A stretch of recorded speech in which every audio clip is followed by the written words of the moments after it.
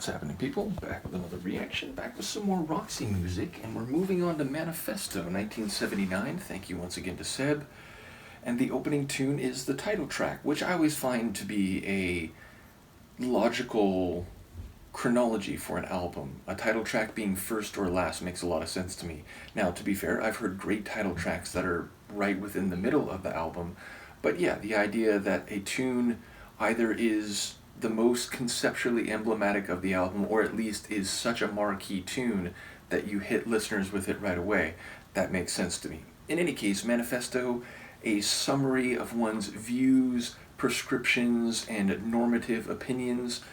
So I do wonder whether there will be a character with a manifesto, or maybe the song itself will be an articulation of philosophical, social, cultural, even political opinions. I don't expect it to be necessarily a political song, but at the same time, the idea of a person, be it the narrator of the song or a character within the song, saying what he or she is all about, I would not be surprised by. So let's see what I can pick up on a first listen. This is Roxy music. The song is Manifesto, and it's from the album of the same name, 1979.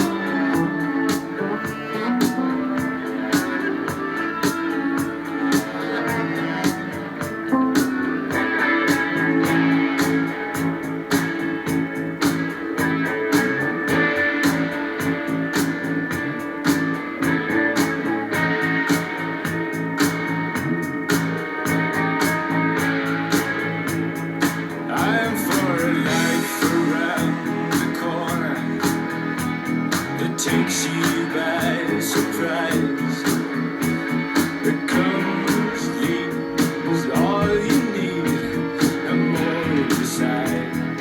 I am for a life and time by numbers, blessed and fast and low. Adding up the count for luck, you never know. I am into friendship and plain sailing, to frenzied parts of call, or shake the hand, to beat the band, with love is all, or nothing to the man who wants tomorrow. There's one in every town, a crazy guy, he'd rather die than be tied down. I'm for the man who drives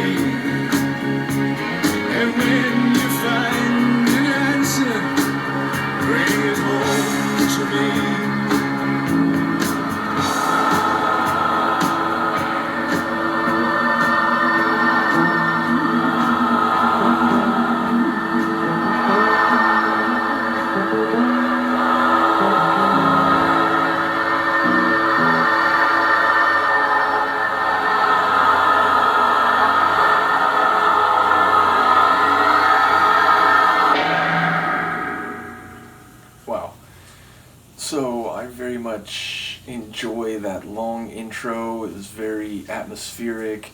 I enjoy the organ, electric organ style keyboard chords in that one, and eventually we did get Mr. Fairy with vocals. There was a moment, like a minute and a half in, something like that, where it's like, is this whole thing going to be an instrumental? Which would be an interesting song to call, or is it technically a song if there's no singing? It would be a piece, a track, a tune. Nevertheless, it'd be interesting to call a track Manifesto and then to have no words in it. There'd be something comedic or even clever about that. Nevertheless, we did eventually get vocals. So when the vocals came in, it was like, oh wait, like this is a proper song.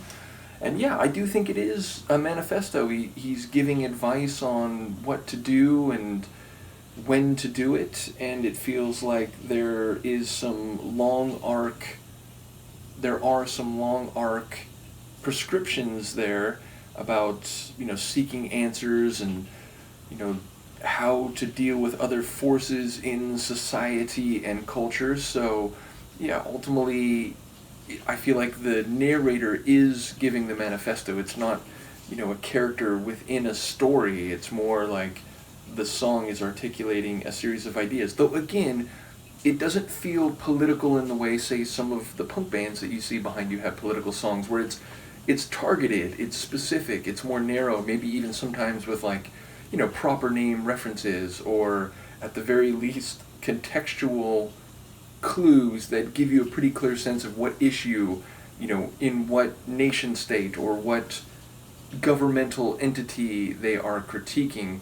But here it feels a bit broader. It feels more like a manifesto for life, for navigating the modern world and who and what to interact with in what way. So yeah, I feel like, single word title, those are tough to get a read on.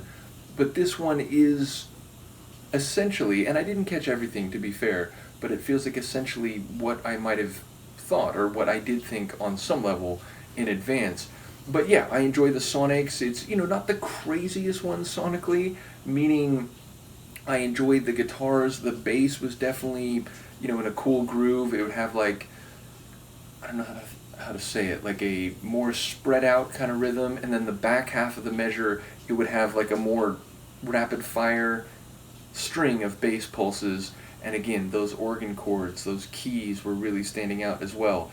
And likewise, Fairy's vocals, you'd never think that's anyone else. You would immediately recognize him if you heard this and didn't know it was a Roxy music tune. And yet it's not the most eccentric I've heard him sing. It doesn't have the most, of those vibrato-ish flourishes that he often does. So yeah, and that's not a critique. I enjoy the atmosphere and sonics of the tune, including Fairy's vocals. I'm just saying it's not the craziest or the most experimental or the most eccentric of any of the tunes I've heard from them. So either way, a top album opener, and one that I think sets the stage nicely for what might come after this thematically, given the manifesto we just heard. So like I said, a really cool opener. Thank you again to Seb and to all the folks who've been following the Roxy journey. Looking forward to another album. And I do have to mention Avalon, which is 1982.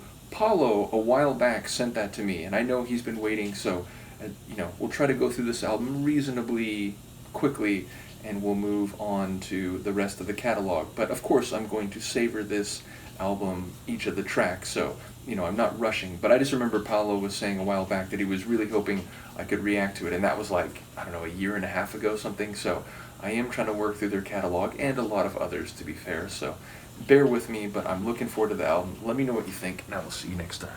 Peace.